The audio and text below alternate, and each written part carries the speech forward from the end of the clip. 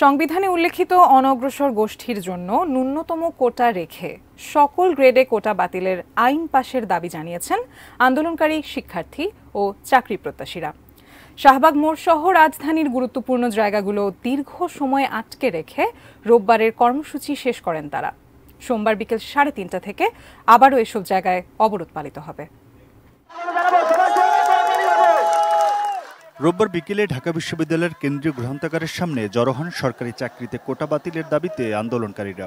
বিভিন্ন হল থেকে মিছিল নিয়ে বৈষম্য বিরোধী ছাত্র আন্দোলনের ব্যানারে একত্রিত হন তারা।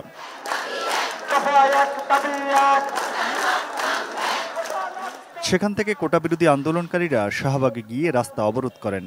সরকারি চাকরিতে কোটা বাতিল করে 2018 সালের পরিপত্র পূর্ণবহাল সহ 4 দাবিতে পঞ্চম দিনের মতো সারা দেশে অবরোধ ও বিক্ষোভ কর্মসূচি পালন করেন শিক্ষার্থী ও চাকরি প্রত্যাশীরা। 2018 আন্দোলনের ভিত্তিতে যে পরিপত্র দেওয়া হয়েছে সেটা আমরা পূর্ণ বহাল চাই। যদি কোটা না থাকে সেখানে নারীরা সুযোগ পাবে 95%। আমরা নারীরা সেই সুযোগটা চাচ্ছি। সাধারণ শিক্ষার্থীরা সরকারের যে নির্বাহী বিভাগ এবং বিচার বিভাগের যে দ্বৈত নীতি বা দ্বিচারিতা এটার মধ্যে পড়তে চায় না। ইউনিভার্সিটির ক্লাসগুলো কিংবা স্কুলের ক্লাসগুলো সেখানে নারী শিক্ষার্থী থেকে ছেলে শিক্ষার্থী কম, তাহলে মেয়েদের কোটা লাগবে কিভাবে? বিকেল 3টার দিকেই সায়েন্স ল্যাব মোড়ে অবস্থান নেন ঢাকা কলেজের শিক্ষার্থীরা।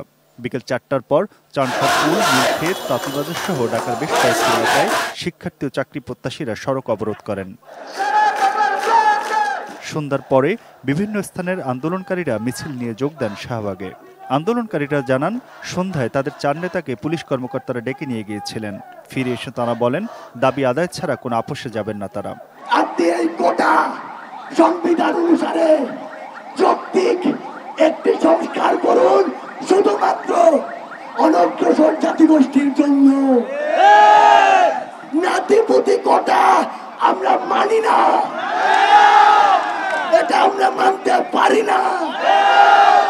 56% কোনোদিন কোটা হতে পারে না। সোমবার বিকেল 3:30টায় ঢাকা বিশ্ববিদ্যালয় গ্রন্থাগারের সামনে জমায়েতের ঘোষণা দিয়ে আন্দোলনকারীরা জানান, অবরোধের আওতা আরো বাড়ানো হবে। ছাত্র ধর্মঘট এবং ক্লাস পরীক্ষা বর্জন কর্মসূচি সেটি অব্যাহত থাকবে অনির্দিষ্টকালের জন্য, সেটি আমরা পূর্বেই ঘোষণা করেছি। আর আমাদের যে ব্লকেট কর্মসূচি সারা বাংলাদেশে আরো বিভিন্ন পয়েন্টে আগামীকালও ব্লকেট চলবে। আমরা আজকে শাহবাগ থেকে কারওয়ান বাজার পর্যন্ত গিয়েছি, আমরা আগামীকাল কিন্তু ফার্ম গেট পার হয়ে যাব। Aminul Islam, ATN news, Dhaka.